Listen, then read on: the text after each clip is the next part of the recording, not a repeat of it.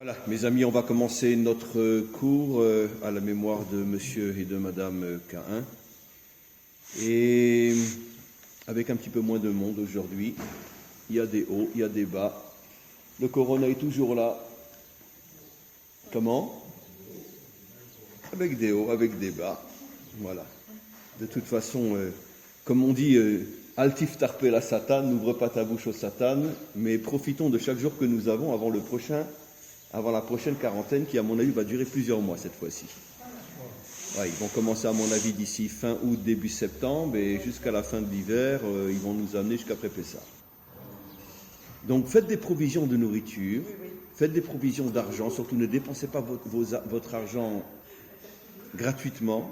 Je suis très sérieux, parce que la prochaine quarantaine, ça va être au moins 4-5 mois. Et vous verrez. Et je ne me trompe pas, je ne me trompe jamais. Mais c'est pour des raisons médicales ou autres? Je ne donnerai pas mon avis. Tout le monde le connaît. Mais des raisons médicales. On pourrait éventuellement dire des raisons pharmaceutiques. Puisque la plus grande mafia au monde, comme on le sait, c'est les firmes pharmaceutiques.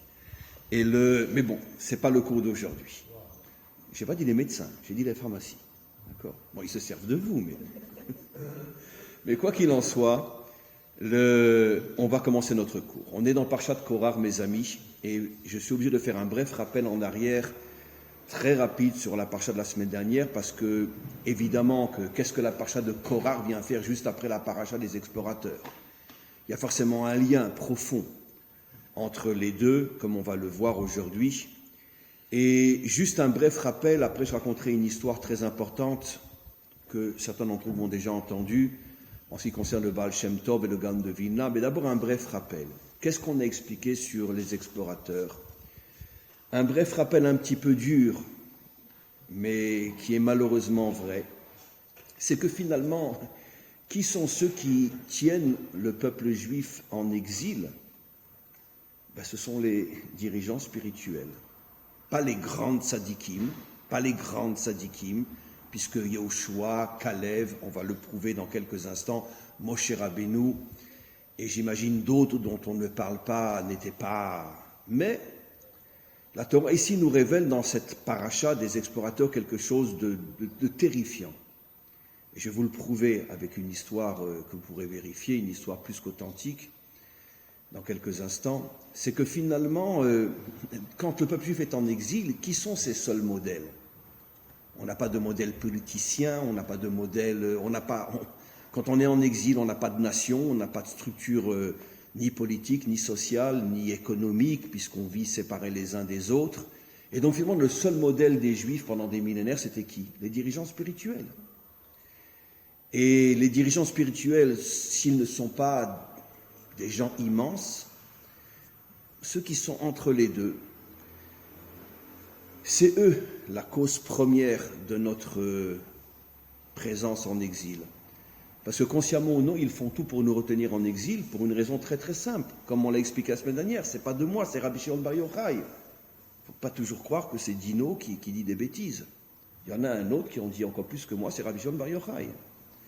Et il dit que la vraie raison pour laquelle les explorateurs ne voulaient pas rentrer en Israël, c'est pour ne pas perdre le pouvoir. C'était leur parnassa, c'était leur manière de vivre.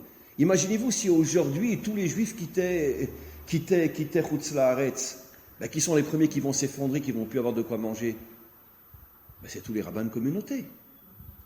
Donc c'est normal, c'est les derniers à dire qu'il faut monter en Israël. Il y a des exceptions. Par exemple, vous savez que la communauté d'Ephrate, qui aujourd'hui est pratiquement une ville, a été fondée grâce à un rav américain il y a plus de 30-35 ans. Un rav américain de New Jersey. Comment? Oui, enfin New Jersey, New York. Et qui a eu le courage, à une époque où le judaïsme américain était... C'est plus comme aujourd'hui. Aujourd'hui, donc d'ici quelques années, on va oublier Hitler avec ce qui va se passer en Amérique. Et je n'arrête pas de le dire pour les prévenir de quitter les États-Unis. Ça va devenir quelque chose de terrible ce qui va se passer. On va encore le connaître dans notre génération. Mais en tous les cas, il y a 30-35 ans, je veux dire, heureux comme un juif en Amérique. Ils avaient tout. Et il a eu le courage de prendre sa communauté avec lui, une grande partie de sa communauté, venir s'installer s'il n'y avait rien à cette époque-là. Ephrat, c'était rien. Et il a fondé l'un des plus gros yeshuvs d'Eretz Israël. Ephrat, c'est toujours un yeshuv, mais c'est pratiquement une ville. Donc il y a des exceptions. Il y a le Rav Mimoun aussi de Marseille, qui a monté une grosse partie de sa communauté et qui sont aujourd'hui à Roma. Bon, Rav Mimoun est un homme extraordinaire. Il a toujours été un homme très marginal, très anti-système, etc. Il a eu le courage de faire ce pas et d'amener une grosse... Bon, lui, il fait toujours des allers-retours sur Marseille, car il a toujours beaucoup de gens là-bas. Mais en tout cas, il a amené une grosse partie de sa communauté. Bon, mais on compte sur les 5 doigts de la main des rabbins qui ont le courage de risquer tout leur avenir. Parce que c'est pas évident qu'ils retrouveront ici un travail. Donc, c'est évident que la Torah ici nous révèle un secret bouleversant. La cause première profonde de notre présence en exil, c'est que nos modèles, quand on est en exil, qui ne peuvent être que des dirigeants spirituels, ces modèles sont les derniers à nous parler de l'Alia. Parce qu'ils savent très bien qu'après, comment ils vont nourrir leurs femmes et leurs enfants. Et c'est ce que Rabbi Shimon bar Yochai a le courage et le culot de nous dire dans le Zohar. C'est à la fois du courage et du culot. Je comprends que Rabbi Shimon bar Yochai n'avait même pas un minyan d'élèves de son vivant. Un jour, il est venu pleurer chez son maître, il lui a dit, Rabbi Akiva, mais en fait, comment c'est possible? J'ai 9 élèves. Et au moment de sa mort, il n'en avait que 7. 3 étaient déjà morts avant lui. Et son maître lui a dit, ça te suffit que Hachem et moi, on sait qui tu es. Mais comment c'est possible qu'il n'avait que 9 élèves? Parce que personne ne le suivait, il était trop révolutionnaire. Il disait des vérités qui dérangeaient tout le monde. Et c'est pour ça que les gens ne le suivaient pas. Mais, à ce sujet-là, il y a une histoire fabuleuse que vous pouvez vérifier. Chaque chose que je dis est aussi vraie que la science, vous pouvez vérifier. Il y a eu, comme vous savez, à la même époque, 2 hommes qui, sur leur vision, on pourrait dire, de la Torah, ne s'entendaient pas du tout. C'était le Baal Shem Tov et le Gaon de Vilna. Gaon de Vilna, un lituanien, Baal Shem Tov, le fondateur de la Chassidoute. Et comme toujours, je veux dire, c'était 2 vrais juifs, puisqu'ils ne se supportaient pas. Et donc, leur vision de la Torah était très différente, la vision chassidique, la vision lituanienne. Ils ne se sont jamais rencontrés d'ailleurs, mais il y a eu une chose absolument miraculeuse sur laquelle ils se sont mis d'accord, sans jamais se le dire, sans jamais se voir, sans jamais se rencontrer. Au même moment, les 2 ressentent qu'il est temps de revenir en Eretz Israël. Il y a 300 ans. Les 2 ont eu, bon, les 2 c'était des... Même si je dis le mot géant, je les insulte, parce qu'il n'y a pas de mot pour qualifier ce que pouvait être le Gaon de Vilna et le Baal Shem Tov.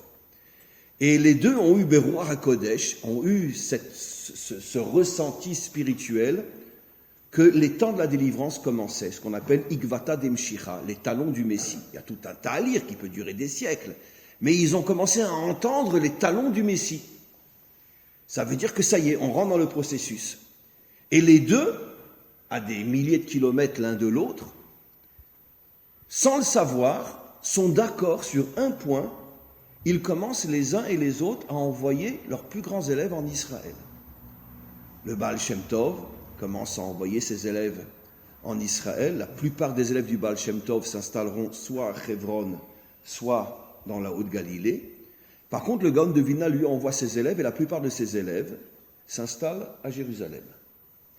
Un de ses plus grands élèves qui s'installe à Jérusalem, c'est le Rav de Sokolov, qui va écrire un livre qui s'appelle le Kol HaTor, que vous pouvez avoir aujourd'hui même en français. Si je ne me trompe pas, il a été traduit en français. Le Kol HaTor, le Rav de Sokolov, qui était un des élèves les plus proches du Gaon de Vilna, il s'installe avec des dizaines d'autres élèves du Gaon de Vilna à l'intérieur des murailles. Et au bout d'un certain temps, alors dans ce livre-là, il écrit que le Gaon de Vilna, quand il les voit partir, leur dit « Je ne vous envoie pas en Terre Sainte uniquement pour étudier et prier, je vous envoie en Terre Sainte pour construire des maisons et planter des arbres. » Venu du Gaon de Vilna, c'était... Voilà, parce que c'était un grand authentique. Et au bout de quelques années, 2 des élèves du Gaon de Vilna, qui est toujours vivant, lui posent la question « Maître, on voudrait prendre le risque de s'installer en dehors des murailles de Jérusalem. et ils attendent une réponse. C'était très très dangereux de s'installer en dehors des murailles de Jérusalem parce que tu étais livré aux bêtes sauvages, aux brigands, et puis en tant que juif, donc forcément à tous les musulmans qui s'y trouvaient, etc., et qui, bien évidemment, ne voyaient pas d'un bon œil le retour encore minuscule, mais quoi qu'il en soit, des juifs sur leur terre. Et donc, ils savent qu'ils se mettent dans un danger inimaginable, ils demandent la réponse à leur maître. Est-ce qu'on le fait, oui ou non? Et le maître leur répond oui, et il leur répond, c'est marqué dans le livre, que sachez que les 2 maisons que vous construirez seront les 2 premières maisons du futur Jérusalem, qui sera beaucoup plus grand encore que le Jérusalem biblique, comme on le voit aujourd'hui. Voilà. Et où ils se sont installés, ces deux-là? Dans le quartier Yamin Moshe. Le quartier Yamin Moshe a été construit par 2 élèves du Gaon de Vilna, ce qui veut dire que le Jérusalem d'aujourd'hui est la conséquence directe de 2 élèves du Gaon de Vilna. Maintenant, ce que vous ne savez pas, c'est que et le Baal Shem Tov et le Gaon de Vilna eux-mêmes, au bout d'un certain temps, ont décidé de quitter l'un l'Ukraine et l'autre la Lituanie. Ils sont arrivés jusqu'à Istanbul. Malheureusement, ils sont arrivés à une période où il y avait une guerre terrible en Méditerranée entre les Turcs et je ne sais plus qui, etc., je crois les Russes. Et donc, on ne les a pas laissés traverser la mer. Ils ont dû retourner dans leur pays. Mais on a jusqu'à aujourd'hui une lettre du Gaon de Vilna où il fait des recommandations à ses enfants, à sa femme, etc. Elle est là, on peut la lire jusqu'à aujourd'hui. Et il avait l'intention de les amener, de les rapatrier après en Israël, s'il avait les moyens de le faire. Mais en tous les cas, il leur dit adieu. Parce que bon, il ne pensait pas qu'il arriverait à rapatrier sa famille. Ils étaient prêts à partir. Je vous pose une question. Vous comprenez ce que ça veut dire pour le Gaon de Vilna, qui était le maître, le plus grand maître de tout le judaïsme ashkénaze de toute l'Europe, quitter l'Europe alors qu'il avait forcément les moyens matériels, il avait la reconnaissance, il avait tout, pour venir s'installer en Israël il y a 300 ans, dans un pays où c'est même pas sûr qu'il aurait un crouton de pain à manger tous les jours, où personne ne le connaissait, parce qu'évidemment à cette époque-là, il n'y a pas Internet, il n'y a pas de téléphone, personne en Israël n'a entendu parler du Gaon de Vilna, ou très peu de gens. La communauté juive, elle est à peine, elle est squelettique, elle n'a rien. Et puis il y a très peu de juifs en Israël à cette époque-là. Vous comprenez ce que ça veut dire que le Gaon de Vilna, ainsi que le Baal Shem Tov, acceptent de tout perdre pour venir en Eretz Israël? Vous comprenez ce que ça veut dire? Non, on ne peut pas comprendre ce que ça veut dire. On ne peut pas comprendre ce que ça veut dire. Parce que quand tu as le nom que tu as, les moyens que tu as, la reconnaissance que tu as, et que tu es prêt à tout abandonner, tu es déjà arrivé jusqu'à Istanbul, et tu attends pendant des mois que la guerre se termine pour pouvoir traverser la mer, et finalement tu vois qu'elle ne se termine pas, et bon, tu es obligé de retourner en Lituanie ou en Ukraine. Vous imaginez la grandeur et la compréhension de ces 2 maîtres. Comme je dis toujours, d'accord, c'est vrai que le premier, entre parenthèses, sioniste, qui a commencé à agir pour le retour d'Israël, c'est vrai que c'est Herzl, mais on oublie, et c'est très grave de l'oublier, les 2 vrais premiers sionistes étaient le Baal Shem Tov et le Gaon de Vilna. Parce que non seulement c'est eux qui ont envoyé leurs élèves en Israël, mais eux sont arrivés jusqu'à Istanbul, ils voulaient traverser la mer. Hein? Et vous avez compris la suite. Après vont décéder le Gaon de Vilna et le Baal Shem Tov. Et qui va devenir les plus grands anti-sionistes et les plus grands anti-retours en Israël? Leurs élèves. Leurs élèves vont se battre pratiquement avec des nuances, pratiquement jusqu'à aujourd'hui, d'accord? Non, on ne revient pas en Israël. Ça va être les plus grands ennemis du retour sur la terre d'Israël. Comment? Rabbi Nachman Breslev lui est arrivé à venir. Il est reparti pour aller chercher ses élèves, et puis bon, malheureusement il est tombé malade, parce qu'il était très jeune, il est tombé malade, il y a eu d'autres circonstances, etc., et finalement, bon, il est mort à Ouman, comme on le sait, très jeune, à l'âge de 38 ans. Mais il voulait revenir avec ses élèves ici. Et Rabbi Nathan est arrivé à faire partir ses enfants, qui sont enterrés dans le cimetière de Tzfat, etc. Rabbi Nathan lui, il a voulu venir, mais il ne voulait pas s'éloigner de son maître, même une fois mort, bon. Mais en tous les cas, tout le projet a capoté, mais quoi qu'il en soit, qu'est-ce qu'on voit après? C'est précisément dans le milieu ultra-orthodoxe, dont les fondateurs étaient, chez les Chassidim, le Baal Shem Tov, et chez les Lituaniens, le Gaon de Vilna, qui, eux, et tout le monde le savait, voulaient venir en Israël dans des circonstances impossibles et inacceptables et incompréhensibles.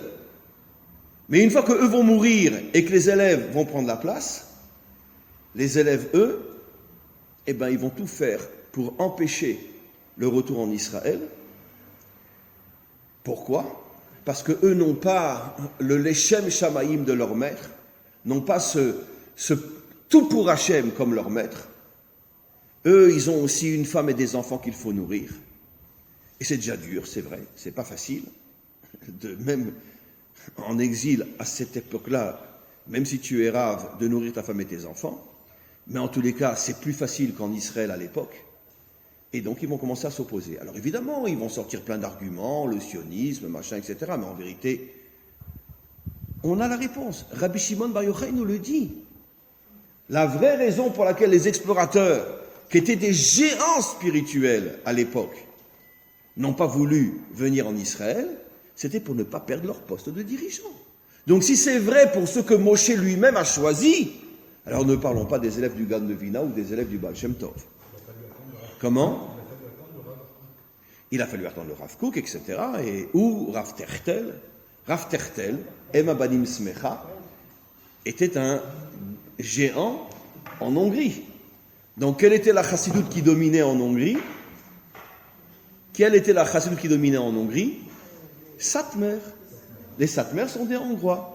Rav Tertel était un Satmer, donc ultra antisioniste. Il va falloir la Shoah pour qu'il prenne conscience de son erreur et demander pardon à Hachem et d'oser écrire dans son livre que la Shoah c'est à cause de nous, qu'on n'a rien fait pour protéger les Juifs et de leur demander de partir avant qu'il ne soit trop tard. Voilà ce que le Rav Tertel a le courage d'écrire. Vous imaginez à quel point il va être critiqué. Et il écrit son fameux livre, Ema Banim Smecha, qu'on peut lire jusqu'à aujourd'hui, qui est en français d'ailleurs, on peut le lire en français.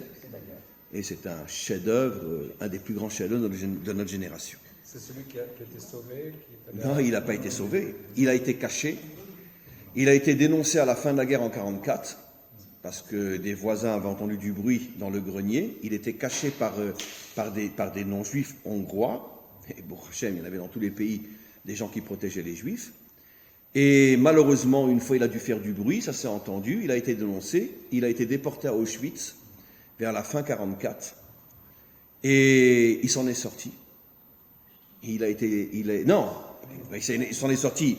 Mais avant que les Russes arrivent, il y a eu la fameuse marche de la mort, j'ai déjà raconté. Il a fait partie de la marche de la mort. Et pendant la marche de la mort, il y a un compagnon à lui qui ne pouvait plus marcher. Et les nazis sont venus, ou les Ukrainiens, peu importe, et les gardes, et ont commencé à le tabasser pour le faire mourir. Et lui, il s'est opposé. Il a commis, entre parenthèses, une grande belle erreur. Il s'est opposé, et un nazi a sorti un couteau et lui a arraché les 2 yeux, et l'a laissé mort sur place. Et comme ça qu'il a terminé sa vie, le Rav Tertel.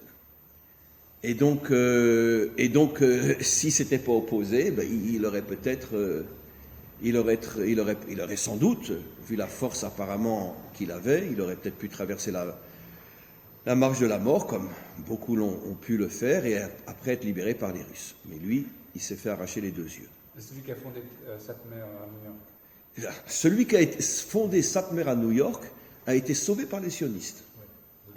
Parce que, vers la fin de la guerre, énormément de grands officiers allemands savaient que la guerre allait être perdue, et derrière le dos d'Hitler, commençaient à négocier pour racheter après leur tête au moment où ils allaient tous tomber.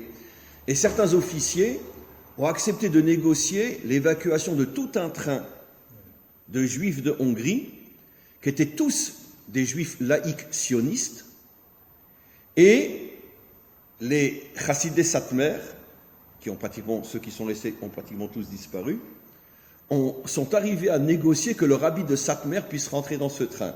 C'était le seul paoté avec tous des gens sans kippa dans le train. Et il s'est retrouvé comme ça aux États-Unis. Comment? Voilà, le train Katzner. C'est le fameux train Katzner. C'était le seul ultra-orthodoxe anti-sioniste dans le train. Il a été sauvé par les sionistes, ce qui n'a pas empêché après de continuer à être un ultra-anti-sioniste. Bon, écoutez, les Juifs sont, comme on le sait, des gens très bizarres. Il a abandonné toutes ses ouailles. Comment? Il a abandonné toutes ses ouailles. Oui, il a retrouvé les Satmar qui étaient déjà Bon, il n'est pas le seul. Hein. Je ne citerai pas de nom, mais si vous savez combien de Admourim ont laissé derrière eux leur chassidoute pour pouvoir s'enfuir. Mais bon, c'est pas grave, ne parlons pas. Quoi qu'il en soit, je n'ai pas commencé le cours encore. Qu'est-ce qu'on voit de là? On voit de là que les vrais grands, comme Yehoshua, comme Kalev, comme Moshe Rabbeinu, les vrais tzadikim, les vrais grands, eux, ils sont prêts à tout perdre pour venir en Israël. Mais les intermédiaires, comme les explorateurs, eux, ils sont accrochés à leur pouvoir. Et c'est eux qui nous maintiennent en exil, depuis des millénaires. C'est eux, la cause première. Je ne dis pas que c'est la seule cause, mais c'est la cause première. On continue, parce qu'on doit arriver à Parchat Korah. Fin de Parchat de Meragelim, on a une histoire extraordinaire. Et vous allez comprendre quelque chose de bouleversant. On a un homme extraordinaire qui se met à être Mechalel Shabbat, qui profane Shabbat. Pourquoi je dis un homme extraordinaire? Parce que c'était le père des Bnot Tzlofrad. C'était le père des filles de Tzlofrad, dont on va parler bientôt. Les filles de Tzlofrad qui sont arrivées à comprendre quelque chose que même Moshe ne savait pas, dira Rashi. C'était quoi? Que si un père laisse que des filles et pas de fils, est-ce que les filles ont un droit? Parce que dans le contexte biblique, comme on le sait, je le dis à voix basse parce que j'ai honte, si un père il a un fils et une fille, qui c'est qui hérite? C'est le fils, pas la fille. Bon, la raison c'est parce que la fille va changer de famille. En se mariant avec un autre homme, elle va changer de famille. Donc on peut comprendre, je nuance ce que je dis, on peut comprendre que le territoire, je parle du territoire en Israël, imaginez-vous qu'une fille de la tribu de Ménaché va épouser un homme de la tribu de Zevouloun. Donc si elle a hérité un territoire de Ménaché, il va passer à Zevouloun. Je peux comprendre que c'est la raison pour laquelle, puisque la fille va être sous l'autorité familiale du mari, jusqu'à aujourd'hui, et vous portez le nom de votre mari. D'accord? Comment? Oui, aujourd'hui les choses changent, mais en tout cas, dans le contexte biblique, on fait partie de la famille du mari. Donc la terre va passer au mari. Mais par contre, ce que Moshe lui-même ne savait pas, c'est que si le père n'a que des filles, est-ce qu'elles vont hériter, même si après peut-être elles vont se marier avec d'autres, mais il n'y a pas de garçon. Et elles le savaient. Au point que Rachid dit qu'elles ont compris quelque chose que même Moshe ne savait pas. Il a été demandé à Hachem, et Hachem lui a dit, elles ont raison ces filles-là. Comme il n'y a pas de filles, comme Tzlofrad n'a pas laissé de fils, elles héritent de tous les territoires du père, et si après elles se marient avec d'autres, c'est pas ton problème. Elle doit rester mariée avec la tribu. Alors, en vérité, les Bnot Tzlofrad ont dû, elles, se marier avec des Bnei Ménaché, mais la loi reste vraie, et si après, dans un autre contexte, un homme n'a que des filles, elles se marient, elles auront le droit de se marier avec quelqu'un d'une autre tribu. Les Bnot Tzlofrad, non, mais la loi, oui. Alors maintenant, c'était des filles extraordinaires. Rachid dit qu'il n'y avait pas dans tout le peuple juif des gens qui aimaient la terre d'Israël autant que ces filles-là. C'est pour ça que l'amour qu'elles avaient pour la terre d'Israël a fait qu'elles sont arrivées à découvrir une loi que même Moshe ne connaissait pas, il a dû demander à Hachem. Et Rachid nous dit pourquoi elles avaient un tel amour pour la terre d'Israël? Parce elles étaient des descendants directs de Ménaché, le fils de Yosef. Direct. C'est-à-dire que leur père était un descendant direct de Ménaché, fils de Yosef. C'était une famille illustre. Et pourtant, à la fin de la paracha des explorateurs, cet homme illustre, qui a des filles extraordinaires, va consciemment devant témoins, puisque vous savez que pour condamner à mort, dans le contexte biblique, il faut qu'il y ait des témoins qui, au moment où tu fais la faute, te disent « Tu sais que c'est grave ce que tu fais, que tu es passible de mort ?» Et lui doit répondre « Je le sais et je m'en fiche. Donc, vous connaissez quelqu'un qui fait une grave faute, passible de mort, devant des témoins? Ça n'existe pas. Vous connaissez quelqu'un qui les témoins le préviennent et en plus il leur répond? Donc il avait une intention. Il avait une intention. Il voulait montrer au peuple juif qu'il n'en a plus rien à faire de la Torah. Mais pourtant c'était quelqu'un d'énorme. D'énorme. Revenons un petit peu en arrière. Dites-moi, pourquoi il y a eu une assimilation énorme dans le monde ashkénaze et pratiquement pas dans le monde sfarade? Sauf bon, quand les Sfaradim sont arrivés en France, alors bon, il y a eu, mais malgré tout, jamais comme dans le monde ashkénaze. D'accord? Pourquoi? Ils sont sortis des yeshivot, il fallait être juif chez soi et être un homme à l'extérieur. Mais la vraie raison, c'est écrit dans la Torah, Tzlofrad. Quand Tzlofrad a compris que toute la faute des explorateurs, qui allait faire que toute cette génération allait mourir dans le désert, d'accord, et ne jamais voir la terre d'Israël, alors que lui c'était un fou amoureux de la terre d'Israël. Quand il a compris que toute la raison de leur mensonge, c'était pour pas perdre leur place de rabbin, il a dit, mais moi cette Torah, j'en ai plus rien à outre. J'en veux pas de cette Torah-là. Quoi, c'est ça la Torah? C'est ça? Eux, ils représentent la Torah. Eh ben, j'en veux pas de cette Torah-là.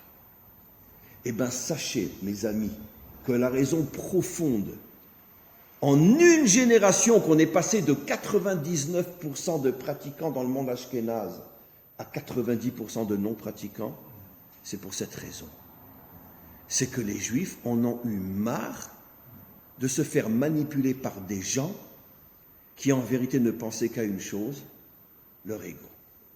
Et ils ont dit, si c'est ça la Torah, cette Torah on n'en veut pas. Et c'est ça ce qu'il a voulu montrer. Pourquoi dans le monde sfarade ça ne s'est jamais produit? Parce que trouvez-moi plus grand sioniste qu'un tzaddik sfarade. Il n'y a pas. Depuis toujours, les sfaradim, ils ont été pour le retour en Israël et pour être main dans la main avec toute la reconstruction de la terre d'Israël. Les seuls qui se sont opposés au retour sur la terre d'Israël, c'était les Ashkénazim, jamais les Sfarades. Donc le peuple sfarade ne pouvait rien reprocher à ses dirigeants, puisqu'ils n'ont jamais menti, ils n'ont jamais raconté des histoires. D'accord? Quand Baba Saleh a quitté le Maroc, où c'est qu'il s'est installé? Non seulement en Israël, mais où? Netivot. Vous savez ce que c'était Netivot il y a 70 ans? Le premier qui trouve un morceau de pain, il a gagné. Alors que, vous savez où il a vécu avant Netivot? À Jérusalem. Mais bien sûr, vous savez dans quelle rue il a vécu à Jérusalem? À Baka. Vous savez dans quelle rue il a vécu à Jérusalem? Rechov Shimon. La maison qui est juste à côté du Beth Knesset qui est au bout de Rechov Shimon. Il a vécu là-bas. Il avait les honneurs, parce que c'est là qu'il y avait le plus de juifs. Il n'avait pas de problème de Parnassa. Évidemment, Baba Saleh, d'accord, tous les Sfaradim ensemble lui donnaient de quoi se nourrir. Au bout d'un an, il a dit non, c'est pas là ma place. Parce qu'à Jérusalem, il y a déjà suffisamment de juifs. Je veux m'installer à un endroit où il n'y a personne. Il est parti s'installer à Netivot. À Netivot. Dans un HLM. Où il n'avait même pas de quoi s'asseoir sur une chaise. Et toute sa vie, il a vécu comme un squelette. Voilà. Et ça, c'est les grands Sfaradim. Mais les grands Ashkenazim, bon, je suis Ashkenaz, j'ai le droit de critiquer, hein. Très bien. Mais les grands Ashkenazim, c'est et moi, et moi, et moi. Jusqu'à aujourd'hui. Donc, quoi qu'il en soit, on comprend maintenant pourquoi il a été Mechalel Shabbat. Il a dit comment? Comment? Nous, on va suivre ces modèles-là. C'est eux nos dirigeants, c'est eux nos maîtres. Alors c'est sûr qu'il a exagéré, bien évidemment qu'il a exagéré. Je ne suis pas en train, qu'à Dieu ne plaise, de justifier l'assimilation de 90% des Ashkenazim, parce que, après tout, je veux dire, la Torah c'est la Torah, les représentants c'est autre chose. C'est vrai que les représentants peuvent être pourris, mais la Torah reste la Torah. Et c'est vrai que malheureusement, trop souvent, on ne fait pas la différence entre la Torah et son représentant. Et malheureusement, très souvent, il y a une grande différence entre le représentant de la Torah et et peut-être aller fermer la porte, et la Torah. Donc, c'est sûr que Tzlofrad a fait une grave erreur. Il aurait dû se dire, Besséder, eux ne sont pas à la hauteur de représenter la Torah, mais je ne vais pas profaner la Torah parce que les représentants, voilà. On a eu un autre cas dans notre histoire où les représentants de la Torah étaient corrompus comme c'est pas possible. Le Talmud le dit. Et bien, quand Rome a pris le pouvoir en Israël, tous les Kohanim Gdolim, tous les grands prêtres, achetaient leur poste aux Romains. Et c'est pour ça que quand le Sanhédrin a vu ça, pratiquement 70 ans avant l'addition du temple, ils ont fermé la porte, ils ont replié les bagages, ils sont partis de là-bas. Ils disent, on reste plus dans un endroit pareil. Parce que tous les Kohanim étaient de mèche avec les Romains et achetaient leur poste, ils payaient un certain tribut pour devenir Kohen Gadol, et puis après s'en mettre plein les poches. À l'époque, c'est le Talmud. Hein. Mais le Kohen Gadol, quand il rentrait à Kippour... Et quand il rentrait dans le Saint des Saints, il mourait. Et il voulait mourir. Ben, chacun se disait, moi je suis mieux que l'autre. Est-ce qu'il mourait physiquement ou c'est une mort spirituelle, etc. C'est à discuter. Mais quoi qu'il en soit, ils étaient corrompus.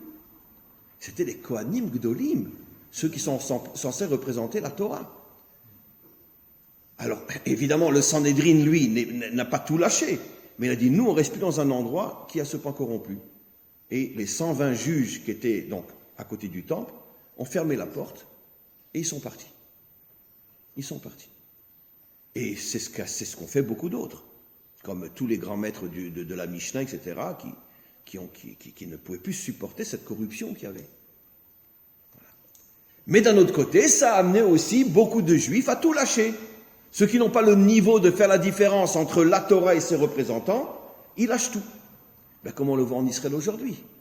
Et quand on entend que tel rabbin était en prison, ça va justifier des milliers de gens à dire, bon, bah, si c'est ça la Torah, ça ne m'intéresse pas.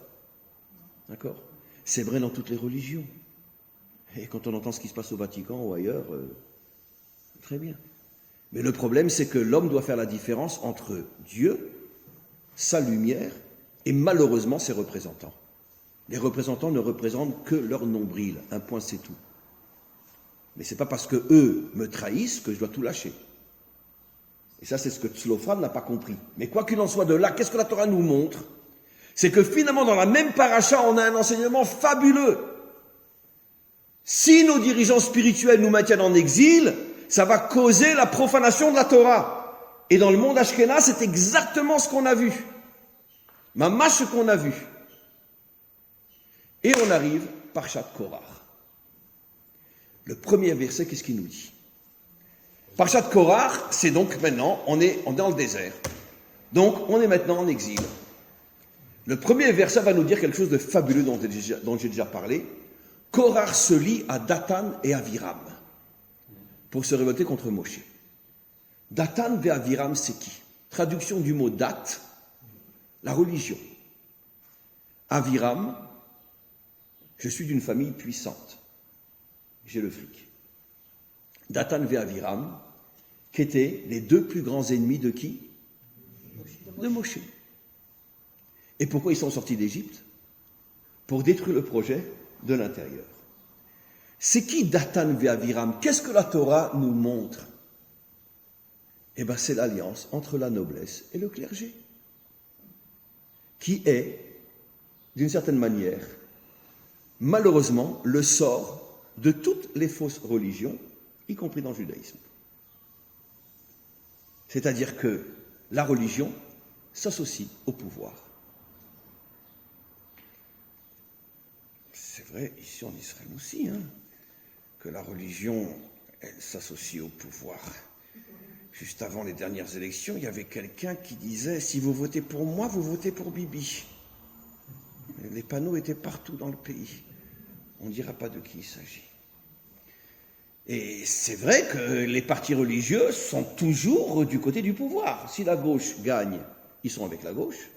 Si la droite gagne, ils sont avec la droite. Et ne me dites pas que si la gauche gagne, ils ne sont pas avec la gauche, car on a déjà eu des cas où les partis orthodoxes, quand la gauche était au pouvoir, ils étaient avec la gauche. Maintenant, c'est vrai que ça fait pratiquement 15 ans que la droite est au pouvoir, donc ils sont avec la droite. Votez pour moi, vous votez pour Bibi, comme on l'a vu dans tout le pays. Et c'est pour ça que On sait tous que la plupart des rabbins, ils nous ont dit qu'il fallait voter parce que si vous votez on sauve la Torah. On sauve la Torah. Non, c'est pas comme ça. Si vous votez d'accord? Alors à ce moment-là, vous recréez l'association Datan Ve'Aviram, la religion, avec le fric. C'est comme ça que ça fonctionne. Ben oui. Ça, c'est la Torah de l'exil. La Torah de l'exil, c'est la religion et le fric. Dans toutes les religions du monde, chez les musulmans, chez les chrétiens et chez les juifs aussi, jusqu'à aujourd'hui. Maintenant, je parle de l'institution officielle, je ne parle pas du chrétien en tant qu'individu, du juif en tant qu'individu ou du musulman en tant qu'individu. Évidemment qu'au niveau de la masse, il y a des gens extraordinaires partout. Mais au niveau du pouvoir, la religion s'arrange toujours pour être du côté du pouvoir. Et vous savez pourquoi? J'ai déjà expliqué 1000 fois. Parce que l'association, elle est très importante. Parce que les gens du pouvoir, ils disent aux religieux officiels, bon, avec vos discours, vous endormez tout le monde, et comme ça, ils nous fichent la paix, et nous, on peut s'en mettre plein les poches, on partage bien sûr entre vous et moi, et comme ça, ils nous laissent tranquilles. Mais la religion, elle est au service du pouvoir. Qui c'est qui a inventé la religion? Mais c'est le pouvoir. Pourquoi? Parce que qu'est-ce que les religieux nous disent? Il faut être gentil, il ne faut pas se mettre en colère, il faut être patient, il faut attendre le Messie, il faut croire en Dieu. Donc qu'est-ce qu'elle fait la religion? Elle nous endort. Et comme elle nous endort, comme ça on n'a pas envie de se battre. Et quand on n'a pas envie de se battre, qui c'est qui en bénéficie? Le pouvoir. Donc en vérité, l'alliance entre le clergé et la noblesse, vous savez comment ça fonctionnait, vous le savez tous et toutes. Comment ça fonctionnait? Quand un père, il avait 2 fils, d'accord? Un père, il avait 2 fils, l'aîné devenait un seigneur et le cadet rentrait au clergé. Ça veut dire 2 fils du même père. Je parle des grandes familles puissantes en France et en Europe. Et pourquoi? Quelle était la combine?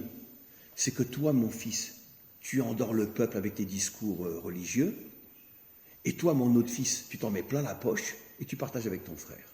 Et c'est comme ça que notre famille, elle continue. C'est partout, partout, partout le cas. Partout. Y compris chez nous, ici, en Israël, et ne parlons même pas avant quand on était en exil. Aviram, c'est l'opposé de Amram. C'est-à-dire, c'est moi, mais Amram, c'est mon peuple. Extraordinaire, d'accord? Amram, le père de Moshe, extraordinaire, d'accord? Je ne vis que pour mon peuple. Aviram, mon père est puissant.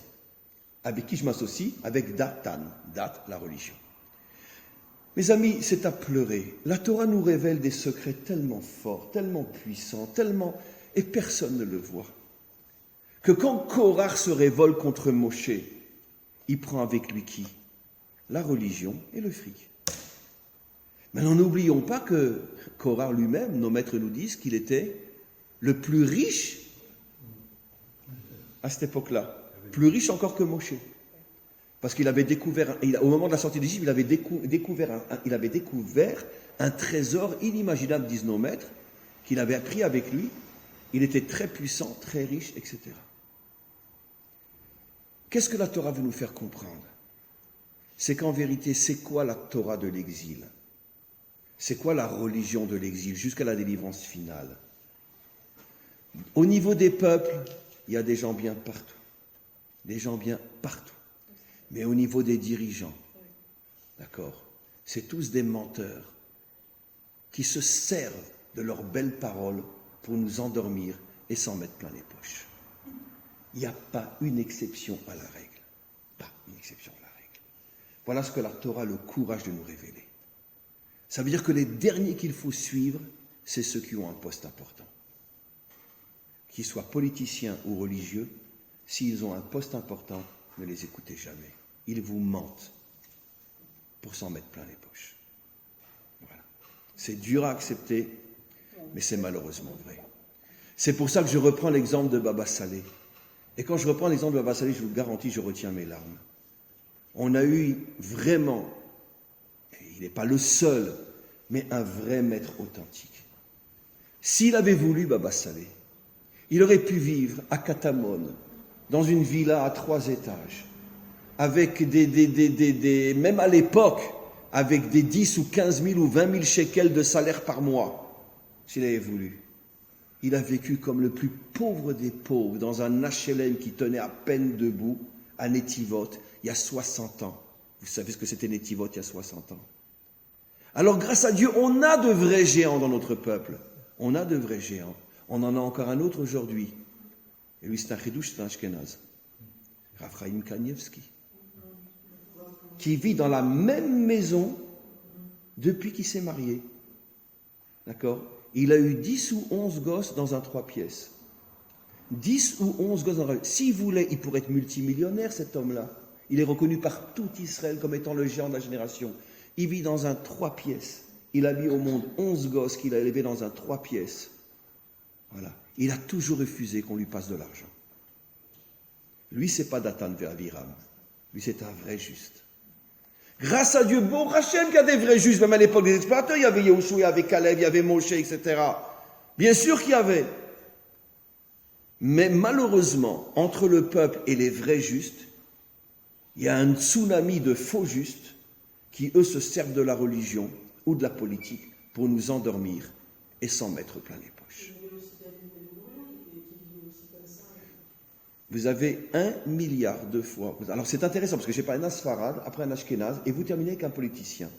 Mais merci 1 milliard de fois pour ce que vous dites. Ben Gurion, il a quitté Jérusalem pour s'installer, mais vous savez ce que... Mais même aujourd'hui, c'est encore un désert. L'endroit n'a pas évolué. Alors imaginez-vous, il y a 100 ans, il y a 80 ans, ce que c'était. Il fallait 2 ou 3 jours pour arriver de cet endroit à Jérusalem. Il n'y avait pas de route, il n'y avait rien. Il n'y avait pas d'eau, il n'y avait rien. Ben Gurion qui quitte Jérusalem pour s'installer au fin fond du désert. Pourquoi ? Parce qu'il a dit, mon but, c'est de quoi ? C'est d'amener les Juifs partout sur cette terre. Donc vous voyez, on a trouvé 3 exemples dans 3 domaines différents. Un Sfarad, un Ashkenaz et un politicien laïque. Mais tous les 3 ont en commun que ce sont des hommes authentiques. Ils vivent vraiment pour le peuple. Comment ? Ah, c'est vrai, je n'ai pas cité de femme. Wow, alors là, je suis désolé. Comment ? Vous avez 100% raison, mais on a tous un problème avec Golda Meir, c'est la guerre de Kippour. Et je ne rentrerai pas dans les détails. On a un problème, je vous laisse faire votre enquête vous-même. C'était une femme extraordinaire, mais le problème qu'on a, c'est la guerre de Kippour qui a coûté la vie à des milliers d'Israéliens. Et on sait ce qui s'est passé. D'accord, mais c'était elle qui était la chef d'Israël. Et bon, encore une fois, vous avez raison, mais encore une fois, le problème, c'est qu'on a le problème de la guerre de Kippour. Comment ? Qui reste un traumatisme, parce qu'on sait que si Israël avait voulu, elle aurait pu être évitée, cette guerre. On le sait aujourd'hui, on a toutes les preuves, même la gauche le dit aujourd'hui. Ça aurait pu être évité. Comment ? Oui, bon, elle a fait Teshuvah, etc., peut-être, mais bon.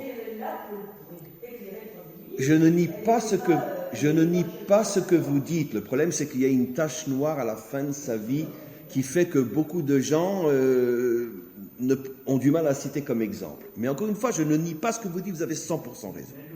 100%. Comment ?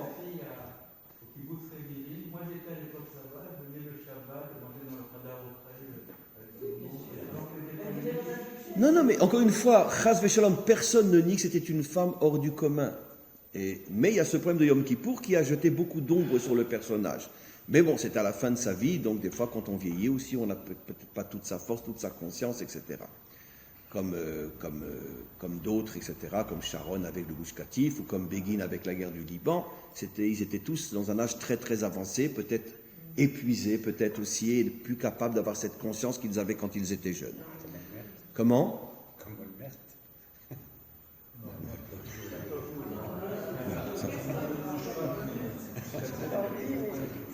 C'est la provocation, ça. Bon, maintenant, on continue. Alors, qu'est-ce qui se passe avec Korach ?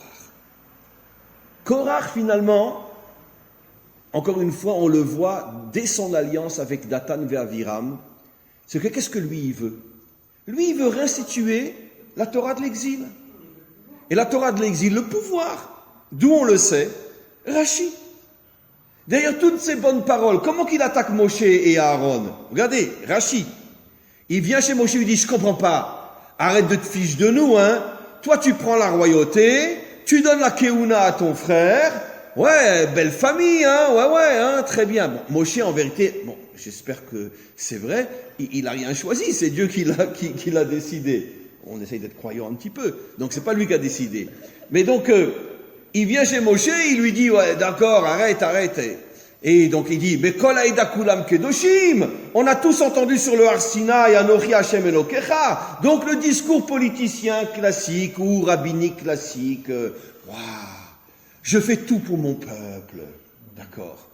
Mais qu'est-ce que Rashi nous révèle? C'est qu'en vérité, toute la raison de sa révolte, c'est parce que la veille, Moshe venait de nommer à la tête des Lévi'im son neveu, qui était beaucoup moins grand que lui, et lui a vu ça comme un affront inimaginable.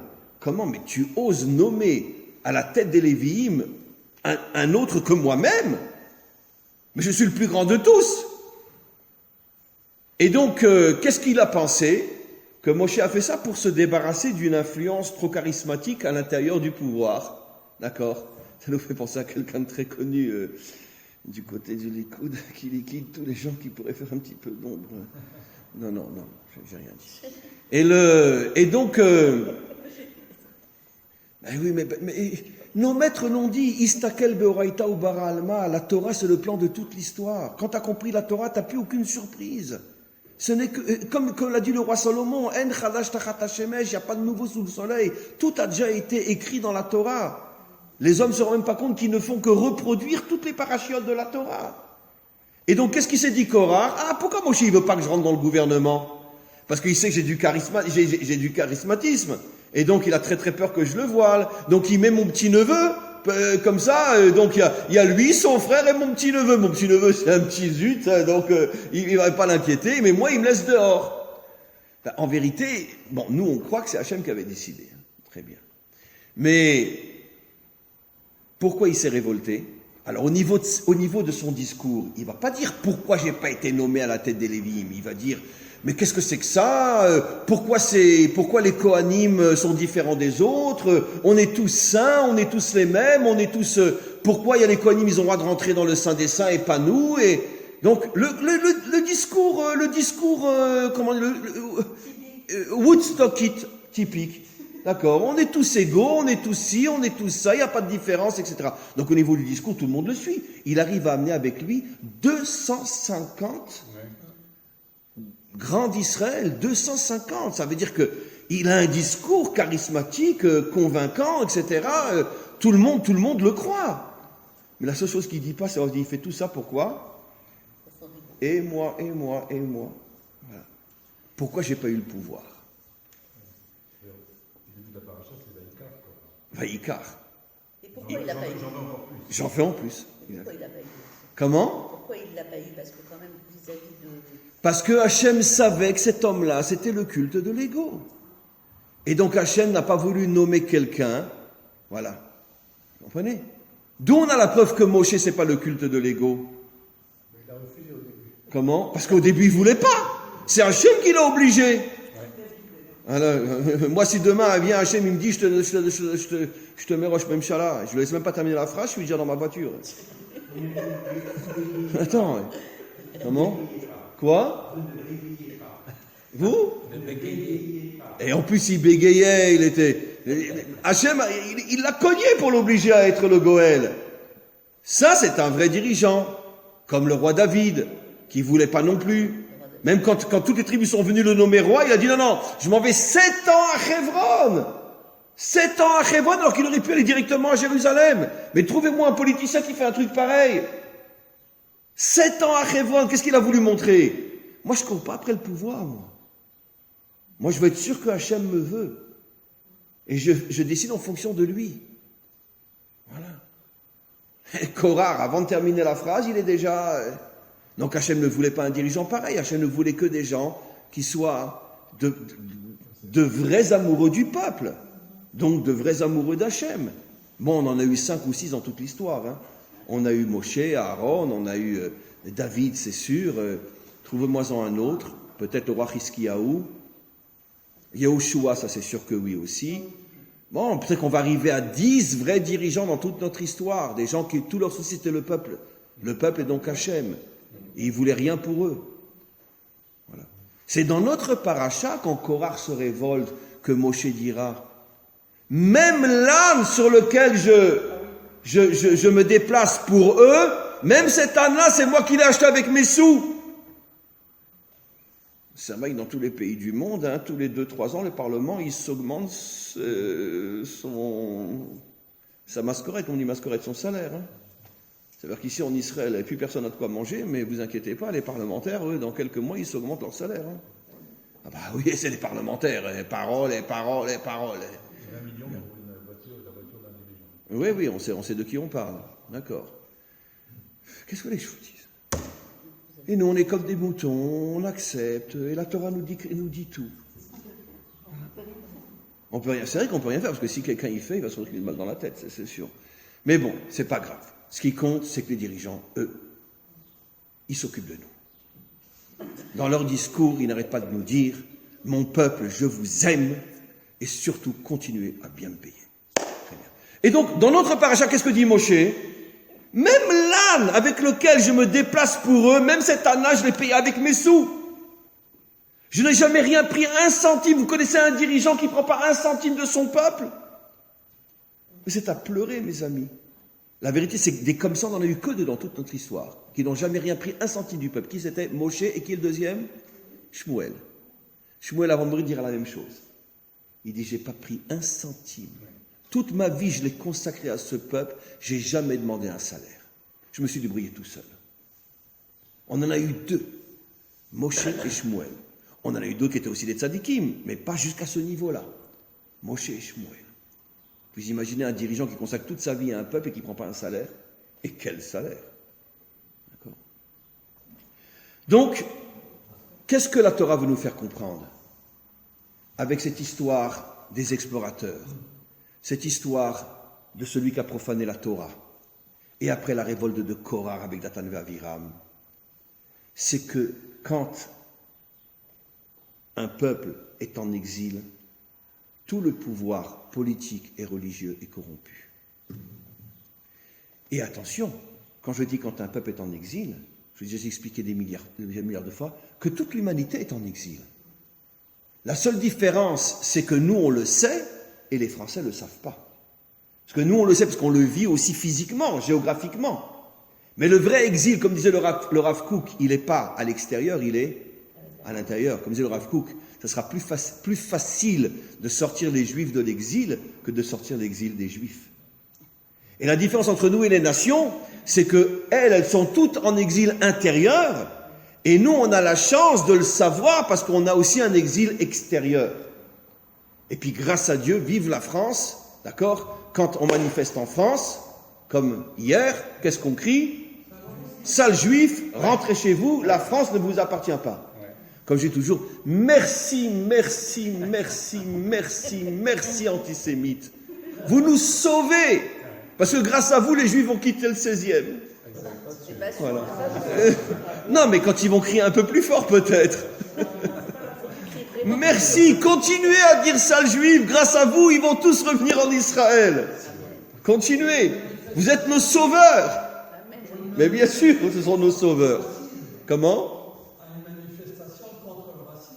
Contre le racisme, bien sûr, mais contre le racisme, il ne faut pas oublier, voilà. Et vous avez tous vu cette manifestation où on voit une femme qui a un panneau sur lequel il est dit, d'accord, que la police américaine qui a tué Liord, là, a été formée par Israël. Comme si les Américains n'avaient pas le moyen de le faire eux-mêmes. Enfin, mais c'est très fort, c'est extraordinaire. Mais vous savez pourquoi il y a cette remontée d'antisémitisme? Comme toujours dans l'histoire, quand Hachem en a marre de voir les Juifs rester là où ils sont, alors qu'aujourd'hui, Hachem nous a tout donné pour revenir. Il dit, vous ne voulez pas revenir de vous-même, alors on vous foutra à la porte. Mais ça va faire très très mal. Et malheureusement, ça fait 4000 ans que les Juifs n'apprennent pas de l'histoire. Ils n'apprennent pas. Et ils continuent à rester là où ils sont, d'accord? Et après ils vont dire, ah, l'antisémitisme, il est là pour vous sauver, l'antisémitisme. Et ça se demande même s'ils lisent la même Torah.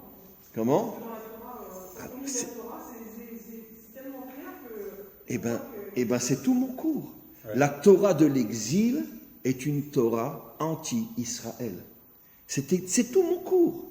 Ça commence avec les explorateurs, au point d'amener une partie des Juifs à être écœurés de la Torah et ils profanent Shabbat. Et ça se termine avec Korah, qui a compris que maintenant on va rester en exil, et qui veut réinstituer la Torah de l'exil, c'est-à-dire la Torah du pouvoir. C'est-à-dire en vérité, je dis Torah, mais en vérité, la religion de l'exil, dans tous les peuples et dans toutes les civilisations, c'est l'alliance entre la religion et le pouvoir. Ça a été pendant des siècles l'alliance entre la noblesse et le clergé. Voilà. C'est le symbole de ce qu'on sait. Et aujourd'hui, en Iran, qui c'est qui gouverne? Eh bien, les religieux. En Arabie Saoudite, qui c'est qui gouverne? Les religieux. Ça veut dire que dans tous les pays musulmans, qui c'est qui a le pouvoir? La religion. En France, c'était un peu plus nuancé. C'était l'Église et la noblesse. Mais malgré tout, tout le monde sait ce qui se passait derrière la vitrine. C'est un peu plus nuancé. Chez les musulmans, c'est beaucoup moins nuancé. C'est carrément le religieux qui a le pouvoir. Notre système à nous, juifs, il ressemble plus au système chrétien. C'est Datan et Aviram. La religion et le pouvoir. C'est normal. Parce que sur beaucoup de points, le judaïsme est très proche du christianisme. Je n'ai pas dit la Torah, j'ai dit du judaïsme. C'est pour ça qu'on parle de judéo-christianisme. Et c'est pour ça que le modèle de la relation... Quand je dis judaïsme, je ne parle pas de Torah. La Torah n'a rien à voir avec le judaïsme. Le judaïsme est une religion. Ça n'a rien à voir avec la Torah. Et c'est pour ça qu'on dit judéo-christianisme. Et c'est pour ça que le modèle toraïque, c'est de dire, il y a Aviram, le pouvoir, mon père est puissant, et il y a Datan, le religieux. C'est pas le même, mais en vérité, ils sont ensemble. Comme la noblesse et le clergé. La conclusion, mes amis, puisqu'il faut conclure. Qu'est-ce qu'on comprend de là? Moshe n'intervient pas. Rachi pose la question, comment ça se fait que Moshe n'intervient pas? Il tombe par terre, d'accord, et il dit à Hachem, fais ce que tu veux, je peux plus. Pourquoi? Parce que Moshe sait que finalement, c'est malheureux à dire, mais pour faire tomber toute la corruption qu'il y a dans le pouvoir mondial, si Hachem s'en mêle pas, nous on n'y arrivera jamais. D'accord? Martin Luther King, il a essayé. Comment qu'il a terminé? Très bien. Kennedy, à sa manière, il a essayé aussi. D'accord? Comment qu'il a terminé? Coluche, il a essayé. Le pauvre, un camion l'a renversé. Le pauvre. Très bien. Rav Kahana, ici, il a essayé. On sait tous qui était derrière l'arabe qui l'a tué à New York. Mais ça, il ne faut pas le dire à haute voix. C'est trop dangereux. Etc. Et donc, à chaque fois que quelqu'un essaye, Gandhi, il n'a pas essayé. C'est pas que chez nous. Dans le monde entier, à chaque fois que quelqu'un essaye de changer le monde, comment qu'il termine? Il termine mort. Et ça, c'est ce que la Torah nous apprend. C'est qu'en vérité, si Hachem ne s'en mêle pas, on n'arrivera pas à changer le pouvoir. Parce qu'il est trop puissant, trop corrompu, trop fort. Et lui, il hésite devant rien. Rien. Tac, et c'est fini. Aujourd'hui, on n'a même plus besoin de sortir un revolver aujourd'hui. Parce qu'aujourd'hui, comment?